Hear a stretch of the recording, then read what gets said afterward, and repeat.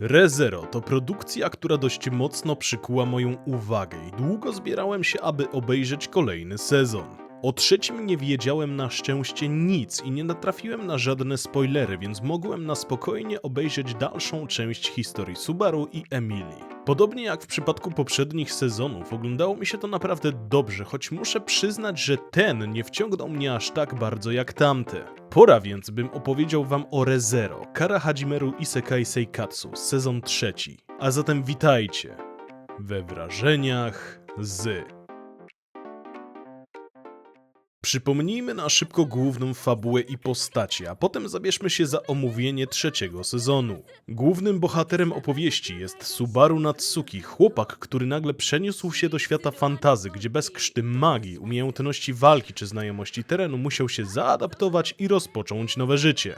Los mu jednak sprzyjał, gdyż poznał srebrnowłosą półelfkę, która stała się jego miłością od pierwszego wejrzenia i tak oto zaczęła się ich wspólna przygoda. Co niezwykle ważne, Subaru posiada pewną zdolność, która jest dla niego istnym utrapieniem, a konkretnie powrót przez śmierć. Oznacza to, że w chwili zgonu chłopak odradza się w przeszłości, w jakimś wyznaczonym momencie historii i musi zaczynać wszystko od nowa. Kiedy poprzez rozwiązanie jakiegoś problemu uda mu się przejść dany etap w życiu, punkt zapisu się aktualizuje i przy kolejnej śmierci powraca on już w innym, nowym miejscu. Działa to jak klasyczny save w grze wideo. W poprzednich sezonach historia skupiała się na kwestiach władzy, kulcie wiedźm, samych wiedźmach i budowaniu solidnej ekipy złożonej z ludzi, bestii czy kupców. No i oczywiście wszyscy ostatecznie stają się tam przyjaciółmi, bo przecież przyjaźń to największa supermoc w anime, prawda? Trzeci sezon obraca się głównie wokół walki z kultem wiedźm.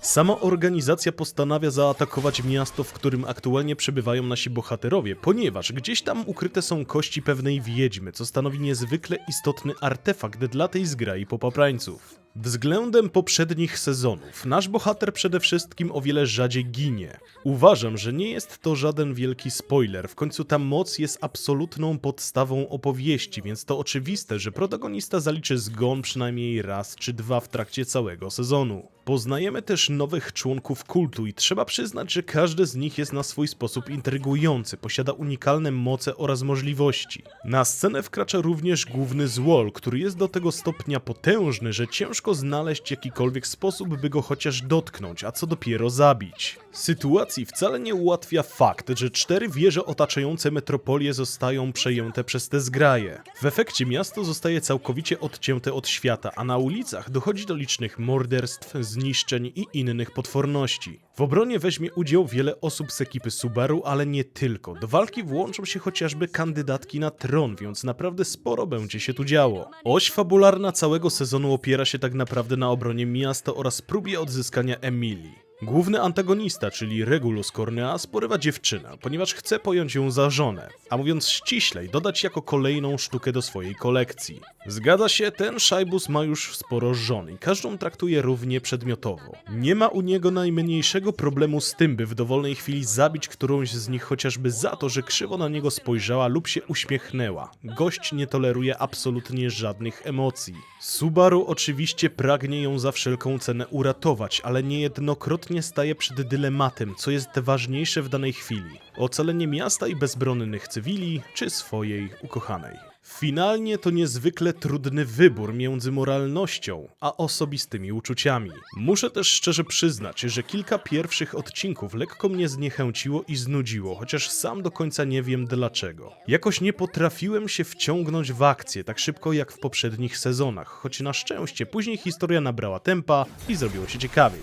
Zwłaszcza gdy doszło już do konfrontacji z Regulusem. Poza tym przyznam, że pierwsza kultystka, która pojawiła się w tej serii, czyli Sirius Romane Conti, nie wiem czy dobrze to przeczytałem, to w moim odczuciu niesamowicie wkurwiająca postać. Kompletnie do mnie nie przemawiała i czekałem tylko aż ktoś w końcu ją zabije. Ogólnie rzecz biorąc, mało który członek tej bandy jakkolwiek mnie zaintrygował, bo w moim odczuciu wypadali oni dość przeciętnie. Jedynie wspomniany wcześniej Regulus przykuł moją uwagę ze względu na swoją potęgę i gigantyczny problem, jaki stanowiło ubicie tego matkojebcy. Reszta była raczej taka sobie, choć oczywiście każdy wyróżniał się jakimiś własnymi dziwactwami. Mówię o dziwactwach, bo jednak łączyła ich jedna bardzo wyraźna cecha wspólna. Totalnie zryty beret. Każde z nich było po prostu do cna szalone, w efekcie momentami mocno to irytowało. Mam tu na myśli zwłaszcza tę obandażowaną kobietę. Jej zachowanie momentami było męczące. Plusem jest jednak jej moc, która jest niesamowicie problematyczna, ale i ciekawa, bo jest to swego rodzaju hipnoza pozwalająca kontrolować umysły tłumu, ale sęk w tym, że w chwili, gdy jej samej coś się stanie, jak na przykład ucięcie łba, osoby będące akurat pod jej wpływem również tracą głowy. Mimo przeciętnych złoczyńców z kultu, na pewnym etapie anime znów oglądałem z zapartym tchem. Pojawiło się więcej problemów, zagwozdek i kwestii moralnych, które skutecznie przykuły mnie do ekranu i sprawiły, że chciałem wiedzieć, co wydarzy się dalej. Zwłaszcza jeśli weźmiemy pod uwagę, że Subaru to zwykły człowiek z naszego świata, który nie dysponuje zbyt wielkimi możliwościami. Owszem, poduczył się odrobinę szermierki i opanował jedną technikę magiczną działającą jak zasłona dymna, ale poza tym nie potrafi nic więcej. Nie liczę tu powrotu przez śmierć, bo to dla niego raczej bolesne przekleństwo. Mimo to chłopak jakoś sobie radzi, choć czekają na niego kolejne trudne wyzwania, a w tle wciąż musi znaleźć sposób na wybudzenie śpiącej Rem. Cały ten sezon, pomimo faktu, że skupiał się niemal wyłącznie na walce z kultem, obejrzałem z ogromną przyjemnością. Dostałem dokładnie to, czego oczekiwałem, a nawet ciut więcej. Historia wzbogaciła się o nowe postaci, kolejne problemy i tak jak sądzę, nowe umiejętności dla naszego bohatera.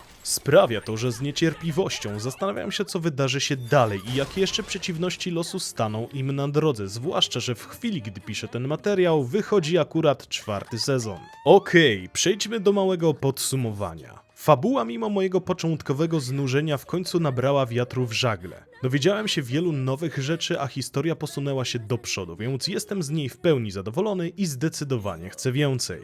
Warstwa audio w tym sezonie bardzo mi się podobała. I chociaż utwory z intro i outro nadal kompletnie mi nie siedzą, to ten sezon urozmaicono obecnością minstrela, a dokładniej śpiewaczki, która wykonała kilka naprawdę pięknych ballad i piosenek. Kreska jak zawsze wygląda bardzo dobrze, ale do dziś zastanawia mnie jedna wprowadzona w niej zmiana dotycząca Emilii. Co się nagle stało, że jej cycki aż tak urosły? Cały sezon 3 uważam za naprawdę udany i jestem ogromnie ciekaw, jak ta historia potoczy się dalej. Subaru zmierzył się z kolejnymi członkami kultu i zdecydowanie nie jest mu do śmiechu. Na własnej skórze poznał ich przerażające możliwości i wie, że będą z nimi ogromne problemy. Chłopak musi się teraz skupić na przetrwaniu, szukaniu sposobu na obudzenie Rem, a przede wszystkim na stawaniu się silniejszym, by móc obronić ukochaną Emilię, która zresztą nadal nie dała mu jasnej odpowiedzi, co w ogóle do niego czuje. Serdecznie polecam wam sprawdzić ten sezon, jak i całą dotychczasową opowieść, bo dzieje się tu naprawdę wiele, a nigdy nie wiadomo, co jeszcze czai się tuż za rogiem i czeka